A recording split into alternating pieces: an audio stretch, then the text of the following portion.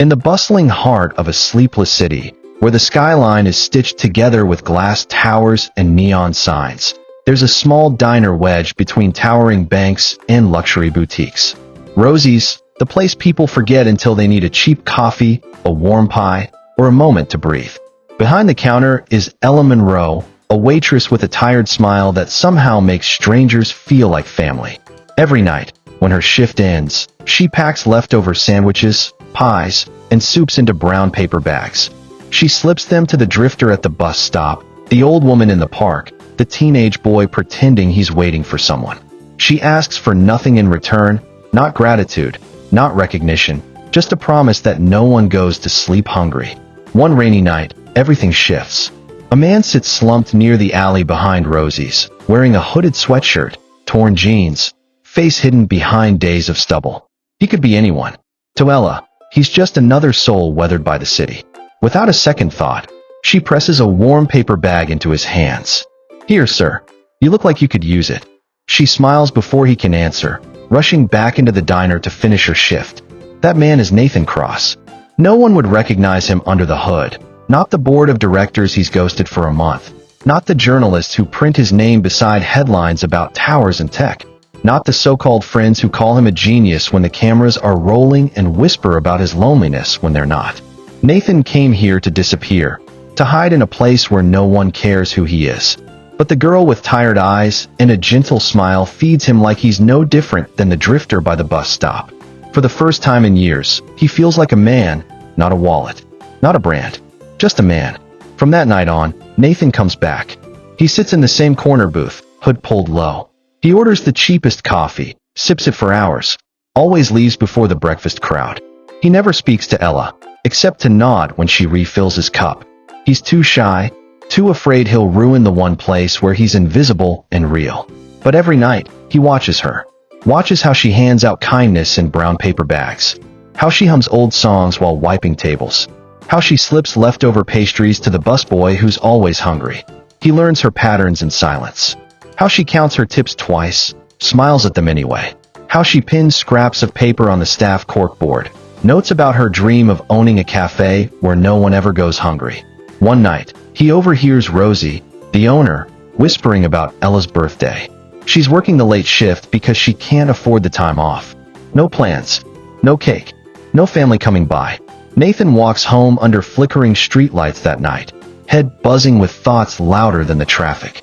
He wants to do something, but not as Nathan Cross, billionaire. Not the man she'd never trust to be genuine. He wants to do it as Nate, the quiet nobody in the corner booth. So he hatches a plan. On the night of her birthday, Ella finds a plain envelope tucked under her coffee mug. No name, no note, just a printed airline ticket, a hotel booking at a sunny seaside resort she's only seen on travel ads taped to the diner fridge. At first, she thinks it's a mistake. Then she finds a scrap of paper inside that reads, "Sometimes the ones who give the most deserve the world in return. Happy birthday, Ella." No signature. Rosie urges her to go. "Girl, you fed half this street for free. Maybe it's time someone fed you." And for once, Ella listens. On a bright morning 3 days later, Ella stands barefoot on warm sand, waves rolling in at her feet. She laughs at how out of place she feels. Designer resorts, poolside waiters, all things she's never known. She sits at the beach cafe with a fruity drink she can't pronounce, and that's when she sees him. Nathan, clean-shaven, hair brushed back, dressed like he belongs here. But the moment their eyes lock, she knows. The same gentle nod, the same shy half-smile. Ella stares, stunned, as Nathan sits beside her. He fumbles with the words at first. All the billions, all the boardroom speeches, none of it prepares him for this. "It was you," she breathes, half accusing, half awed. Nathan nods. "You fed me when I didn't ask. When you thought I was nobody. And for once, I didn't want to be Nathan Cross. I just wanted to be someone you'd see." Ella doesn't know whether to laugh or cry. "So what now? Is this charity too?" Nathan shakes his head. "No. This is me asking if I can stay a little longer. Not as Nathan Cross the billionaire. Just Nate. The guy who loves the way you give without asking for anything back." Her heart is hammering, but the gentle wind, the soft waves, the sunrise glow, they make the truth feel less impossible. Nathan's words stumble out like apologies, stories about fake friends, gold diggers, the emptiness of champagne parties that cost more than Rosie's rent for a year. He tells her how she gave him something priceless, a moment of human kindness, no strings attached. At first, Ella laughs. Then she cries. Then she laughs again when he shyly asks if they can share this vacation. No fancy plans, no paparazzi, just two people learning each other's real names. They spend days doing what neither of them knew they needed. Mornings start with sunrises and cheap coffee by the water. Afternoons melt into barefoot walks down winding village streets, ice cream dribbling onto their fingers. Nathan shows her he can be normal, messy, awkward, clueless about sunscreen. Ella shows him how simple life can be when you're not performing for an audience. At night, they sit on the balcony of the small villa Nathan secretly upgraded for her. They talk about everything. Her mother who passed too young, his father who taught him to fear trust. They laugh about the first awkward bag of leftover food. Sometimes they don't talk at all. They just listen to the ocean, wondering how the world can be so loud and so silent at the same time. By the last day, the goodbye feels impossible. Nathan stands on the beach under stars that look like scattered diamonds. He holds her hand, terrified that when they step off this island, she'll vanish back to her world and he'll slip behind tinted windows again. But Ella surprises him first. She tells him she doesn't care about the money. She cares about the man who sat for months in a corner booth, too shy to say hello. Don't go back to hiding, she whispers. Stay real. Stay here, with me. They kiss under the starlight. It's awkward. It's perfect.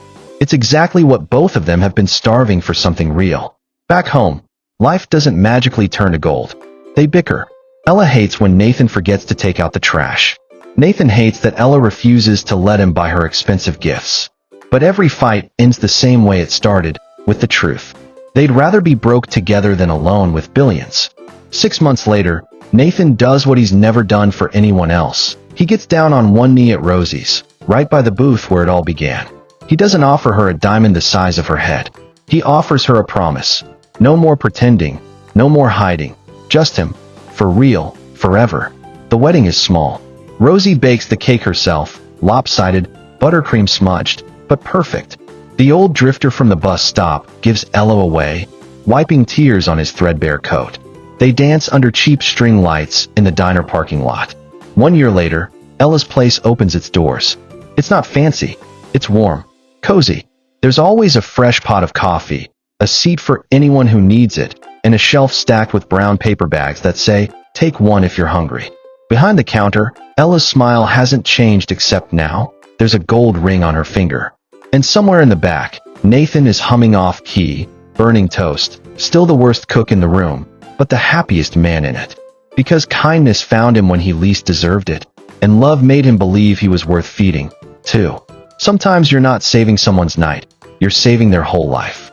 Never underestimate what a simple act of kindness can grow into. Kindness is never wasted.